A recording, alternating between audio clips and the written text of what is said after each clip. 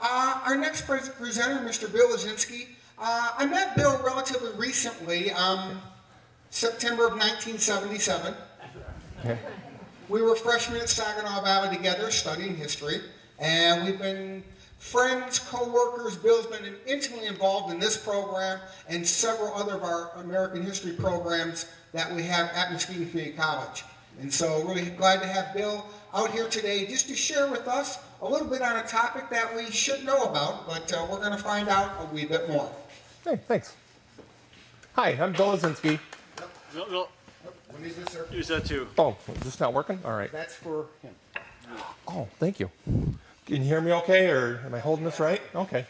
I actually wanted to talk a little bit about grenades because it's one of my generations growing up admiring veterans of World War II. These were our toys. Our baseballs became our grenades, and that was about all I ever really knew about them other than what I saw in the movies. One of the things I wanted to do, though, to learn about them is just do a Google search, one page. Whatever on that page is what I was going to learn. I wasn't going to look at other pages that followed, just that quick thing, to maybe prove that you can find good stuff, you can find stuff that's not so correct.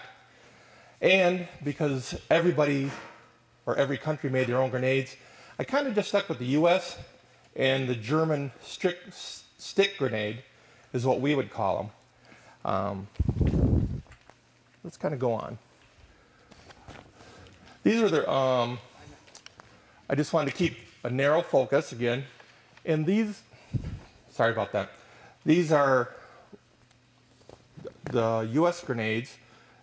The ones in the middle there, just to point out, were the high explosive ones, especially done at the end or the beginning of World War II. But they decided that being yellow might be a bad idea because people could see them coming. So they went back to the olive gray or olive drab, thank you. And of course, this is what we all saw on TV. And actually, is there anybody here that actually has been trained with grenades? Can you Can you do that? No. Oh, okay. I mean, again, I don't know anything other than you put the baseball up next to your mouth and you throw it at your neighbor kid, and if it hits him, he's dead. I mean, that's my experience with them. So, are they tough to pull that pin? No. Yeah. Okay, I'm getting no and yes. So, okay. All right. I mean, I don't know anything about grenades other than what I saw on TV, what I played growing up, and my one page on the Google search. Right here, the German-style stick grenades. This is a cutaway. It's probably not big enough to see what they are, and then also what the Mark II was. One thing I did see a lot of, but I stayed away from it, was they talked a lot about the fuses, which is this part here that burns anywhere from 4 to 5 seconds. One thing that I did see, probably 3 different spots, is people would say, and they blow up in 1 second. How far do you think you can get something, you pull the pin, let go of the lever, and it's going to blow up in 1 second? Yes, this is a device that can kill both the person using it and his enemy. So, 1 second, so the stuff that you find on the internet, you got to find other sources. Again, you have a lot of sources out here that people have used these style grenades. These are fragmentation grenades. This one is not, it's basically a tin can. It's more of a high explosive than what the Germans actually did later is put these sleeves over the top. You can see the compression ring right here, that once they put it on there, it would stay on once they could throw it.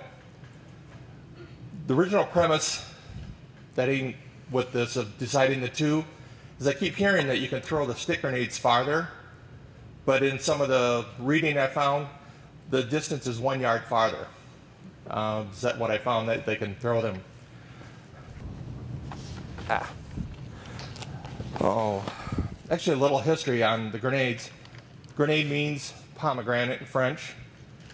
The first ones we all saw in early movies dealing with maybe the French Revolution where they had the bomb, or the pirate movies where they got the round ball, light the fuse, and they would throw them. Granted, that's what they did use.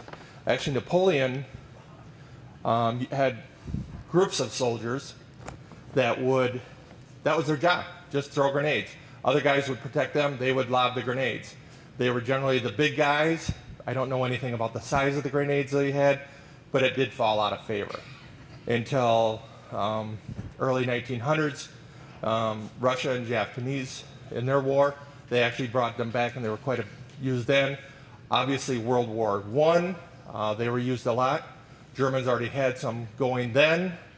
Actually very much similar to these, other than that the little ball on the bottom that they would pull just hung there. So quite frequently, running through the trenches, the Germans would blow themselves up because the ball would snag on something and off they go. The British, at the beginning of World War I, used to take the mason jars, fill it with dirt, rocks, and a little bit of explosive, seal it up, and they would lob those over with a lit fuse. Is all they had at the beginning. And then the Mills bomb, which is very similar to our grenades, was developed. And then that was used. Ours was developed from their Mills bomb.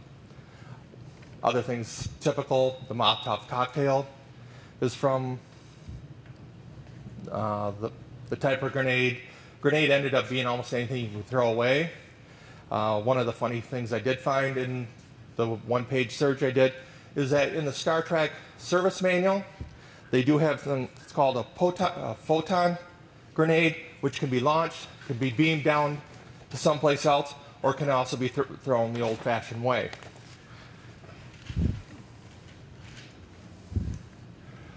Actually, this picture here, I'm hoping some of our vets can help me with. I would say these are U.S. soldiers, especially with the rifle here, the uniforms. But these actually look like the stick grenades, and they actually look like they have the fragmentation cap on the top of them. The heading, which I don't have on here, these are supposed to be German soldiers, what I got off the internet. Again, what you get on the internet, you got to be able to get other sources to come back and say, yes, this is right, this is no. Actually, any servicemen? Yes, that's an M1 carbine, and that's definitely American helmets. Do you guys issue helmets? Okay. That's American. Anybody else? Well, those are German grenades, but The German grenade. they could be German infiltrators that have come in Oh, can you guys hear this one? This is a good thought. that is using because they in Battle of the Bulge they had German infiltrators that came in dressed as American soldiers, and I don't know. Maybe Did everybody hear Ralph's point is that these actually may be German grenades. it's a combination of weapons. Right. Okay. One of the other things that I didn't bring up, that the improvement to the stick grenade, which was improvement for Germans, I don't see our troops as saying it's, you had to unscrew the bottom of the stick, unscrew it while you're in battle, the little ball that would snag on everything would drop out, you would then pull it, and then now you have your 5 seconds to 6 seconds, some sites said 7, to lob those. One of the other advantages that they talked about why the stick grenade was better is it didn't roll back. World War I, that might have been a concern because everything was in a ditch. Any other thoughts on this one? I loved this picture because it was something, the heading that I found it under didn't match. The soldiers, obviously, go ahead. I feel like it could easily have been just a capturing grenade, and like he looks to be like smiling, so I don't think it's like a battle situation. Some U.S. soldiers found some stuff and let's go have a good time making noise. Or they just like took it like a German ditch, and Oh, okay. grenades aren't going to disappear once they kill the Germans. So Okay. possible. See, I mean, so many different things we got out of this one photo, so this is one of my favorite ones to look at.